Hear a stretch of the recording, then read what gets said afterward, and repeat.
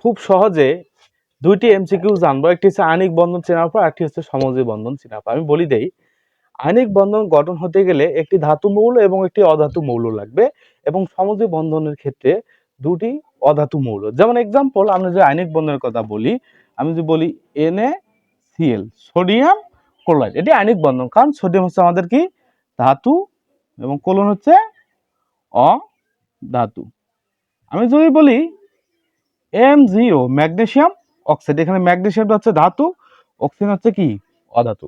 ধাতু অধাতু চেনার আমি আরো একটি ক্লাস প্লে লিস্টে দেওয়া আছে, শিক্ষার্থীর ওখান থেকে দেখে নেব। তাহলে আমরা আয়নিক বন্ধন নির্ণয় করা শিখলাম। এবার শিখবো কি সমযোজী বন্ধন। সমযোজী বন্ধন চেনা হবে হচ্ছে অধাতু প্লাস অধাতু। তাহলে O2 হচ্ছে একটি সমযোজী বন্ধন, Cl2 একটি সমযোজী বন্ধন, কারণ এখানে অক্সিজেনকে ভাঙলে আমরা দুইটি অক্সিজেন পাবো, ক্লোরিনকে ভাঙলে আমরা দুইটি ক্লোরিন পরমাণু পাবো। তাহলে আমরা বলতে পারি H2O, এটিও একটি সমযোজী বন্ধন। পরবর্তী ক্লাস পেতে পেজটি ফলো দিয়ে পাশে থাকবেন।